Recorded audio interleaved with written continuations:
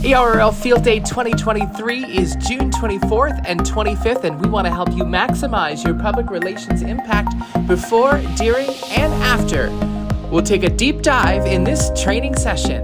And we've assembled some folks from the ARRL Public Relations Committee who have donated their time tonight to come together and help share some best practices and help you be as effective as you can be at getting publicity for Field Day so that we don't look like this lady pulling her hair out. There's no need to get stressed out over it. We'll help you with some best practices here tonight. The ARRL Public Relations Committee is Desiree Backus, N3DEZ, John Bloodgood, KD0SFY, Ed F. Check, WX2R, me, Sierra Harrop, W5DX, Bob Enderbitson in Q1R, Andy Maluzzi, KK4LWR, Gordon Mooneyham, W4EGM, Scott Roberts, KK4ECR, Angel Santana, WP3GW, and Scott Yonley, N8SY, who is also the Great Lakes Division Vice Director and the Board Liaison.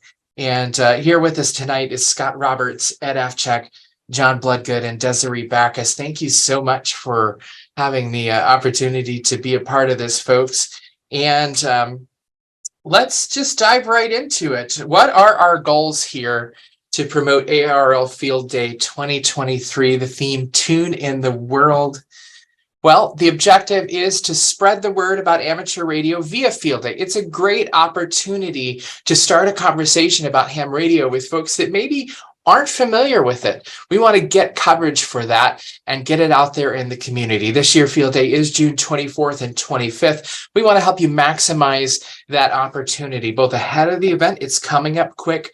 The event day/weekend, it does run 24 hours. That is a lot of opportunity in that day of scenario. And then, of course, following the event, if we start the conversation in our communities about amateur radio, we want to follow up with that and make sure that the community continues to know about ham radio and the amateur radio service throughout the year. Let's start out with you, Ed. You've got some great tips on helping people, especially if it's their first time, get going. Yes.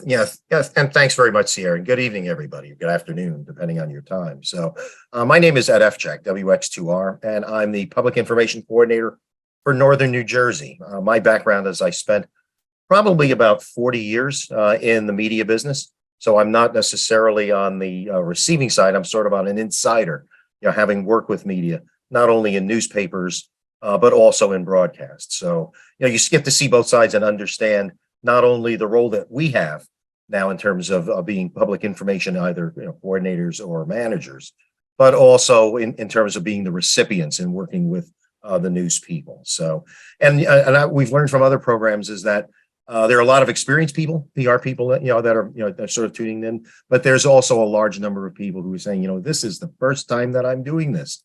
First, I got drafted to do this, and now what do I need to know? So there's basically, I guess, a couple of simplified steps that I think we really should be focusing on between now and Field Day itself. I mean, the first and most critical piece is really, in a sense, having a press release. Obviously, when you sort of look at the Field Day information, a lot of it is based around the release.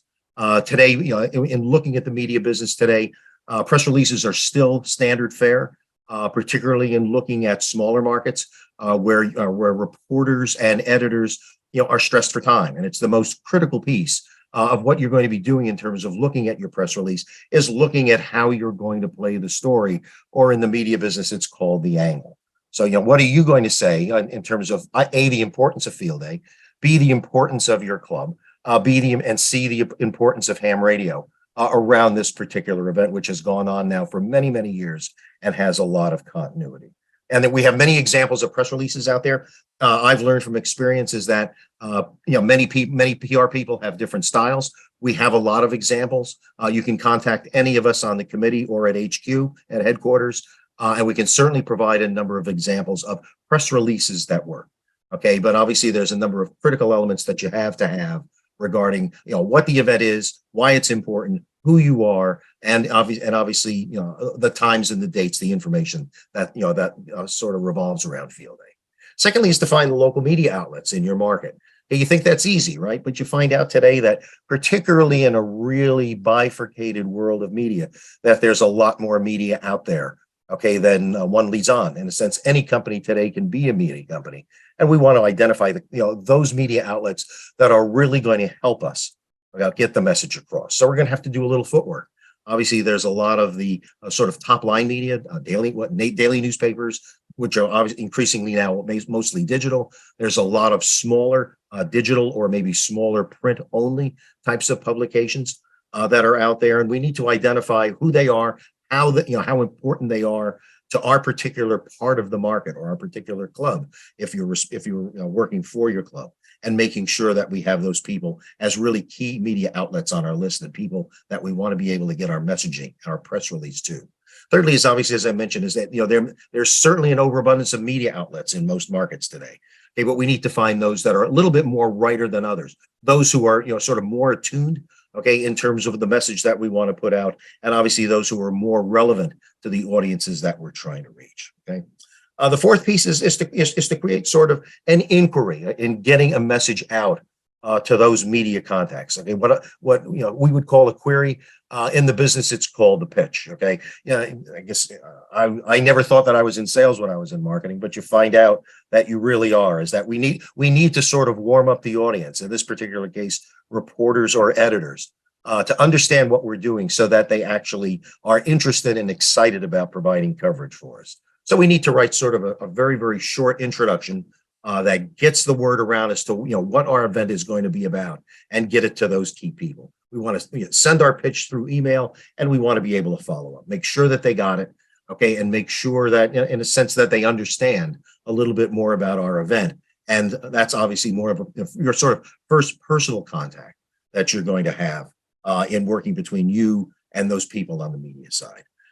Inevitably, people respond to you, okay? Journalists, because their side of the story is that they're looking for news and they're looking for unique stories. In this particular case, Field Day, while it's once a year, every year there's some uniqueness, sort of a unique part about it that matters, okay? Whether it's a little bit about your club, whether it's a little bit about amateur radio, perhaps there was an event inside your market or an event that's related to ham radio that you can pitch, okay, to journalists as to why your event is important in terms of looking at Field Day. So the response is in terms of its timing, its courtesy, that you're understanding sort of what journalists need, and the accuracy of what you're going to be providing for them, so that they're not having to do a lot of work. You're doing a lot of the footwork for them in terms of getting, not only information to them, but ultimately getting a story or some sort of media coverage related to that. And the back end of that, I think, is important, is that journalists are always looking for outlets, contacts, so that while your Field Day story is important to you in getting started, is that there might be an event 3 months from now, hurricane season, winter storms, as an example, where having your journalists know who you are pays off because you've made a friend. And when they need you, it's just as important as looking at Field Day, where in a sense you need them in terms of getting coverage. And obviously, just as in any type of business relationship, having a strong thank you and a follow-up, for all the footwork that you've done, and obviously all the response that you're going to be getting from working with your media people, okay, is going to be really. So I guess that's sort of getting it started in terms of what do I need to do to get started? With about 35 years in the business, the key is obviously in terms of knowing your audience. Something that I've learned about journalists, okay, is that, first of all, they're always curious. It's the nature of what journalists are. And I think that's a good thing because, in many respects, I think I say a little bit later on, is don't make assumptions. Okay, journalists don't necessarily know what amateur radio is and don't necessarily know what you do. Okay, so it's important that you sort of get that message out to them. Okay, and sort of play on that curiosity. Working on that too is the fact that journalists are usually generalists. Okay, and that's been my experience because today they might be covering your story, tomorrow they might be covering a flood, the following day they might be following like a crime story, or they might be following something totally different about the arts. Okay, it's just the nature of the business. And being having that position is often good, but not necessarily. It's not always good because you want them to be a little bit more learned or knowledgeable.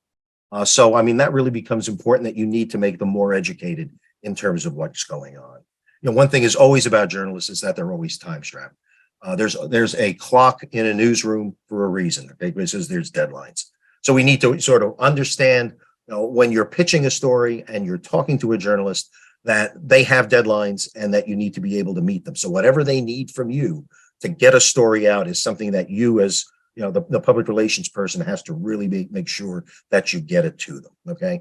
I guess the other thing, particularly in a world which has moved away from print and is far more digital, is that the work that journalists do are largely valued, and increasingly they're being paid by what they produce in terms of clicks. So they're going to be looking for stories that really help them produce audiences, that type of thing.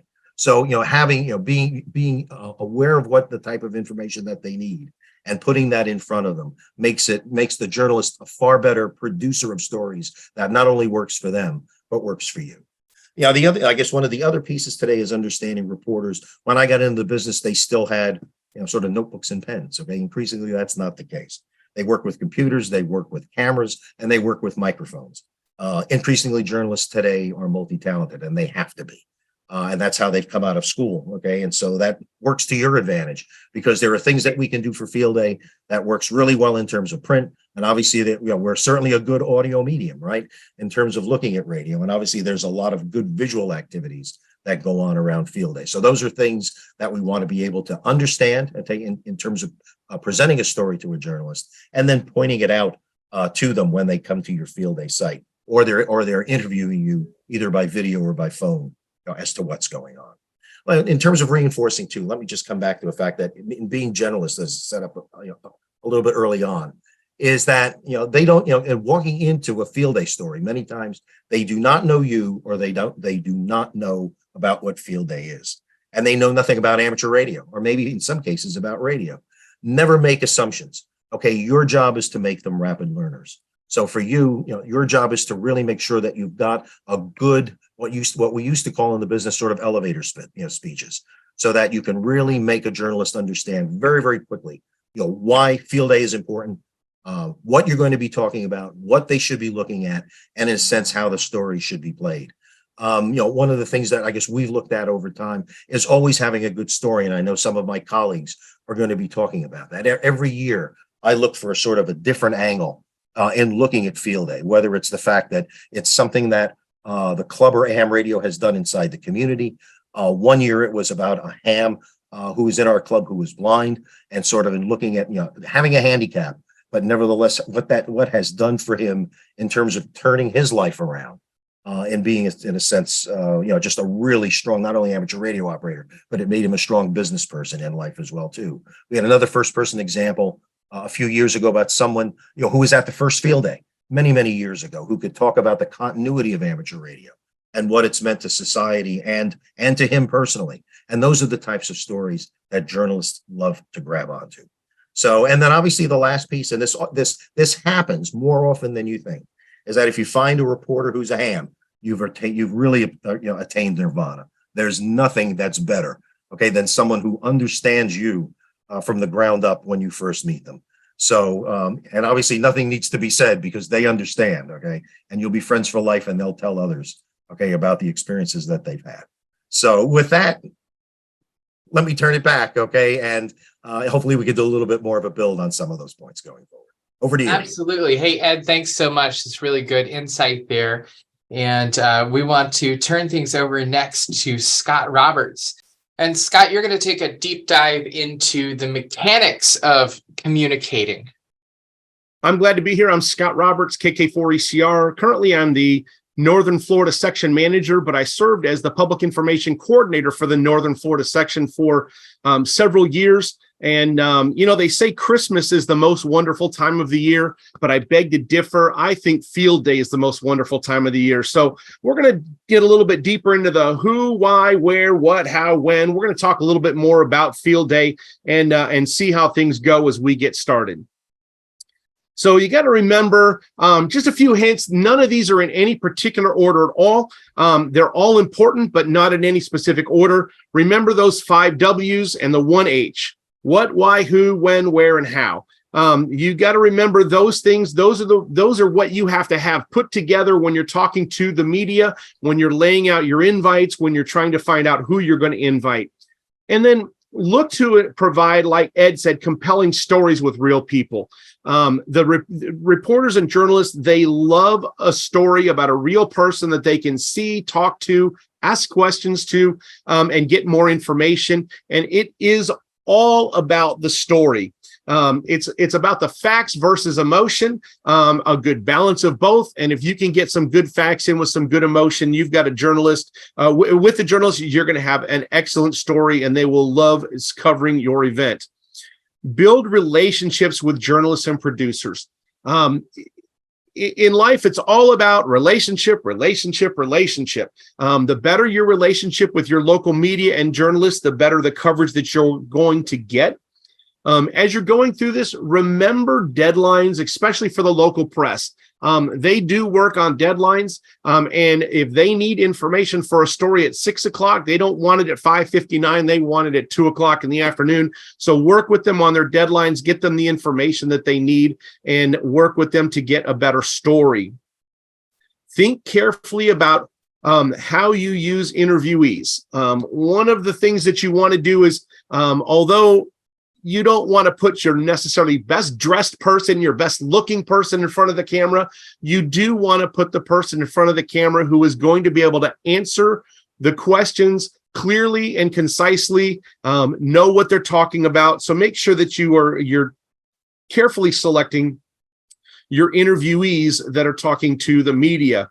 And consider changing media environment. And what we mean by that is standing a certain way in sunlight, or standing with a certain group of people behind you, or a certain backdrop. If you turn that just a little bit, the focus will be better, the picture will be better, the story will be better, and you'll get across the story that you want. And as we're going to cover through this whole thing, make the most of social media. In an event like Field Day, I mean, social media is definitely your friend. You want to make sure that you're using social media. And I know John's going to talk a little bit more about that a little bit later in this meeting tonight. So make sure that you make the most of that. And in building relationships with your media and served agencies in your area, steps for success right now for Field Day. Create your list of your media contacts and your public officials in your county or in your area. The one thing that you want to make sure you do is accurately have those media personnel, their email addresses, phone numbers. Like Ed said earlier, you want to make sure that you're picking the right ones for your coverage, but make sure you get that list. You want to do that right now. And very, very soon, you want to send an invitation. Not yet a press release. We're going to use press releases. I'm all about the press release, but you want to send that invitation, a personalized email. There's so many different ways that you can personalize an email without having to type out each email individually. There are several email merge programs. Microsoft has them, Google's got them, and you can create a list of names and addresses, email addresses rather, and you can get those sent out. So make sure you send out that invitation and ask people to personally visit your Field Day site. Again, we talked about persistence earlier. Right before Field Day, follow up with key media. The key people that you want to come out, make sure you're following up with them. And then early June, and we're already there. It's early June right now. Send out follow-up invitations or those initial invitations, but send out those invitations. Get them in front of your media and in front of your public officials to get them to come out. And then 2 weeks before Field Day, send out that press release and a final reminder saying, hey, please come to Field Day. And you want that to go out 2 weeks before. And take all of this and map it out on your calendar. There are things out there. I use Google Calendar a lot. I start with Field Day and I work my way backwards. And when it comes to getting with your media and getting coverage for Field Day, man, get out there and invite yourself. Offer yourself for on-the-air interviews. And don't just tell your radio, TV, and meteorologists, hey, I'm available if you need me for an interview. Tell them, I'm available on Tuesday or Friday morning for an interview. Which one is best? Make the assumption that they're going to interview you, and you'll get a lot more pre-Field Day coverage. And then when Field Day comes, you'll get a lot more coverage there. You may end up standing out on the curb like this next fella. with your proclamation in hand, reading it on the curb, but get out there and get the word out. You don't want to miss the opportunities for Field Day. Ask the mayor or your town officials, your county managers, whoever it might be, for a proclamation naming the week before Field Day Amateur Radio Week. Here's a couple of facts that some people didn't know. There was a bill that was recently introduced by Arizona Congresswoman Debbie Lesko, and it's going to designate April 18th of 2024 as National Amateur Radio Operators Day. Now, this idea came from a 12-year-old Raymond Anderson of Peoria, Arizona, N7KCB. And he had this idea of, hey, let's get a day that we can make it National Amateur Radio Operators Day. And it came from a 12-year-old boy. Now, if a 12-year-old boy can get this much publicity about a day a year away, then we definitely can get coverage for our Field Day. ARRL President Rick Roderick, K5UR, praised the initiative and says the voluntary contributions of America's approximately 774,000 amateur radio operators in support of the critical communication infrastructure of the United States are rarely recognized. Congresswoman Lesko's resolution is an important first step in correcting that oversight. On behalf of ARRL's members and all the amateur radio operators, I commend Congresswoman Lesko for her support of amateur radio and her leadership in bringing deserved recognition to the 106 plus years of amateur radio's substantial influence on the development of modern communication. And all over the United States right now, there are counties and cities and towns that are putting proclamations out for Field Day because a 12-year-old boy came up with an idea. A public information officer in a county came up with an idea. An amateur radio operator in another city came up with an idea to go talk to them and ask them for a proclamation. So go out there and get that proclamation. It'll just give you that much more publicity for Field Day 2023. Absolutely. Hey, thanks so much, Scott. And we had somebody that's got a unique perspective. Jeff Reinhardt, AA6JR, is the ARRL Santa Barbara Section Public Information Coordinator. He's also a former mayor of a town in California, and I connected with him at Dayton Hamvention 2023, and he's got a unique perspective on how to get some additional eyes, both from your local government and also the rest of the town. Hi, Jeff Reinhardt, AA6JR. I'm the Public Information Coordinator for the Santa Barbara section, but I'm also a former mayor of a small city in California. But let me pass along a tip. If you haven't yet gotten a proclamation from your city or from your county supervisors, board of supervisors, whatever it is in your area, you might still be able to do that, and there's templates available for you to get a proclamation that declares June Amateur Radio Month before Field Day. But also, if it's too late for that, you can go and use public access time in front of almost every city council or county supervisor board. And the upshot there is that you get those on television in most cases. So invite the board to your Field Day, let the folks know what Field Day is, where it might be, and then take along a printed list of the Field Day sites in your particular area so that they can choose to go and attend those on Field Day itself. It's an easy and inexpensive way to get publicity, awareness, and buy-in from your local officials. Good luck. Hey, what a great opportunity to have that perspective from Jeff there. Thanks so much to Jeff Reinhardt, AA6JR. And thanks so much to this next lady as well, Desiree Backus, N3DEZ. Des, you're going to talk a little bit about knowing the audience that you're reaching out to with these communications.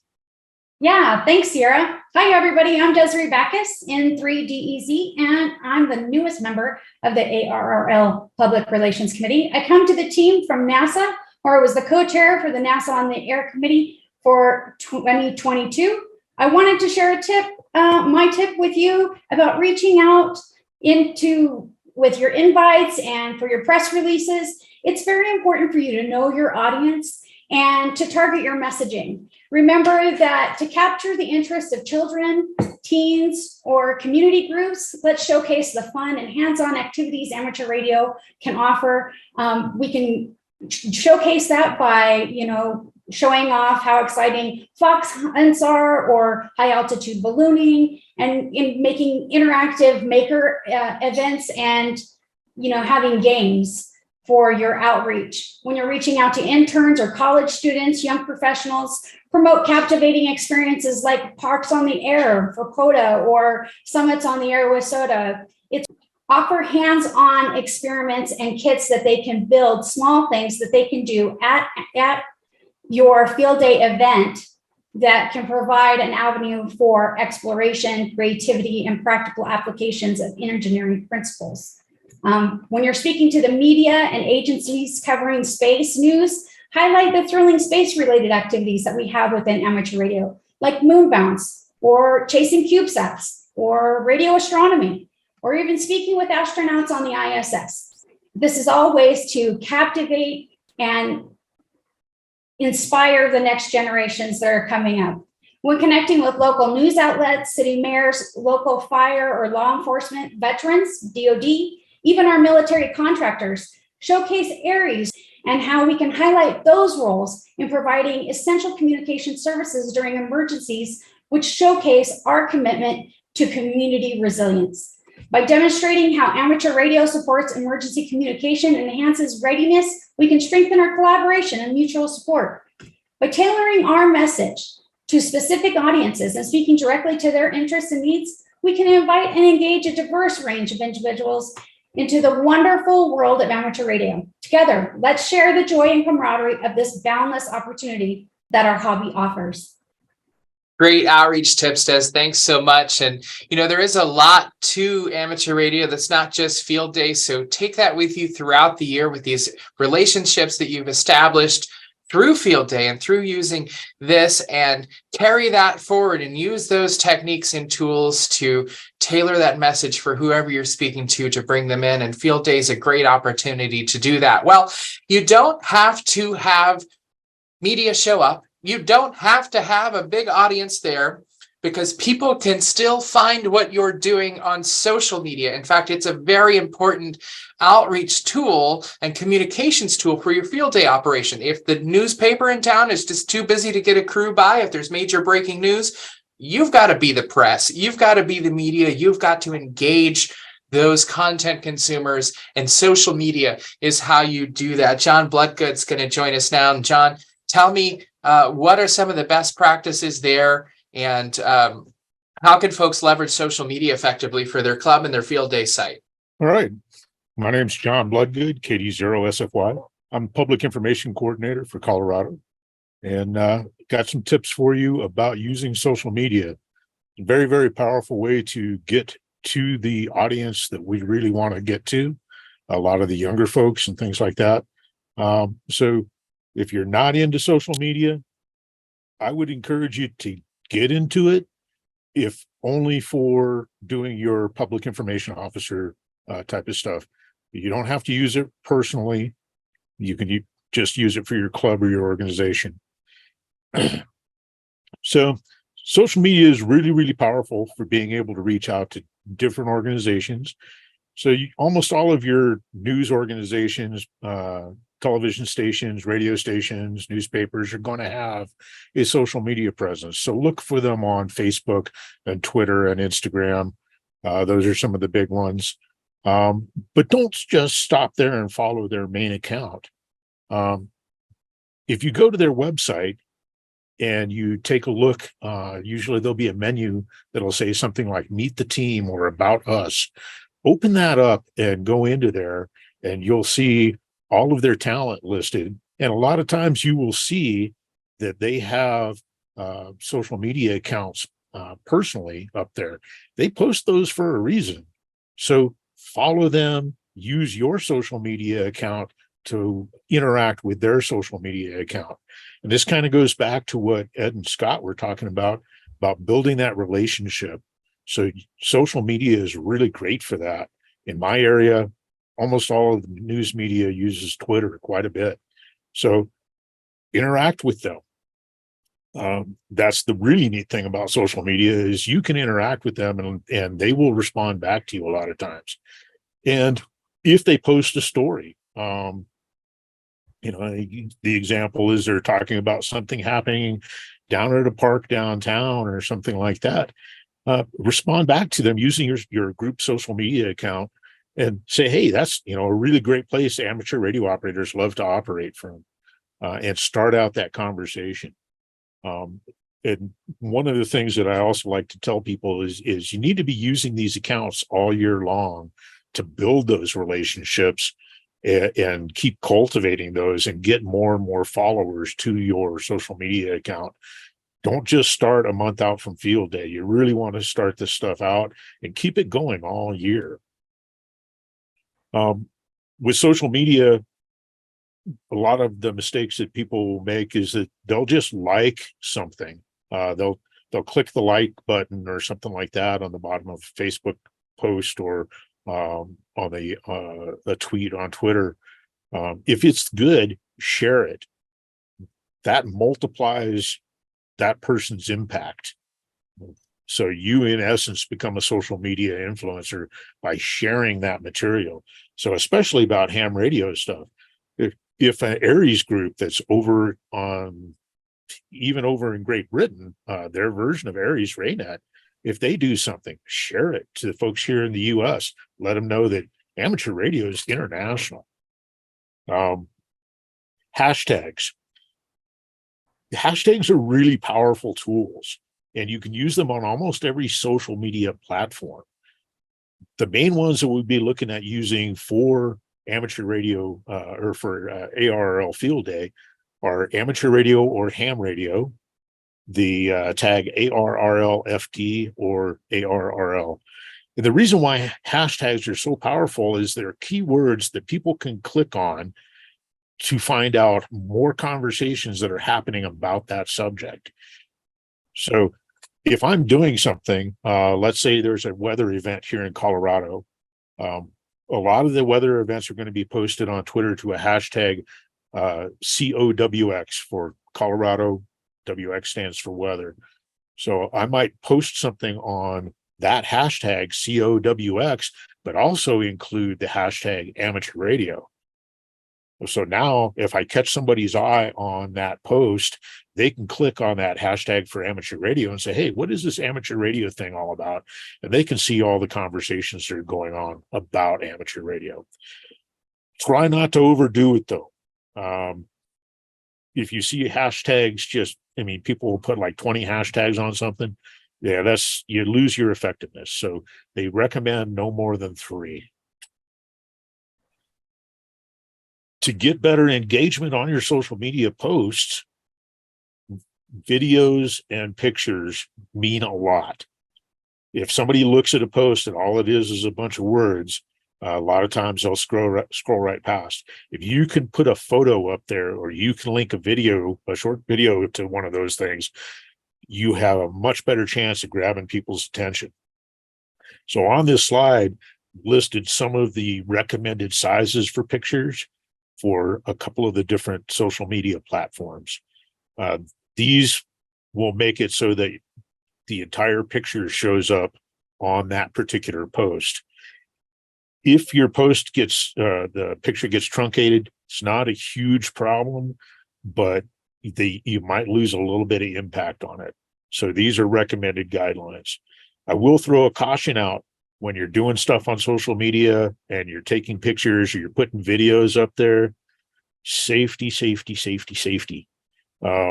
If anybody has ever seen people on social media looking at somebody who posted a picture about, let's say, a firearm, and they post the picture and the guy's got his finger on the trigger, everybody is going to just completely razz that because somebody was being unsafe.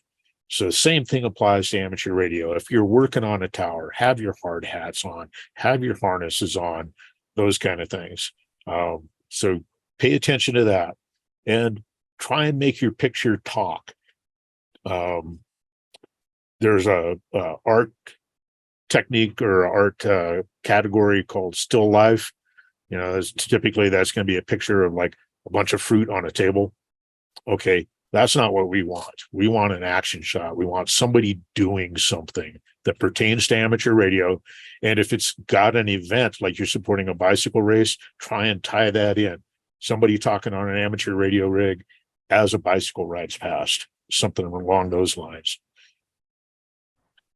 This can be really daunting for one person to do.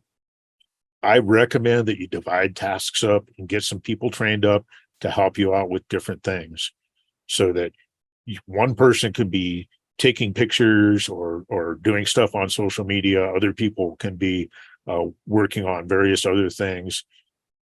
That way it makes it a lot easier to handle. And then one thing also that a PR team can help you with is, and this came up on Facebook actually, on the ARRL Field Day discussion group.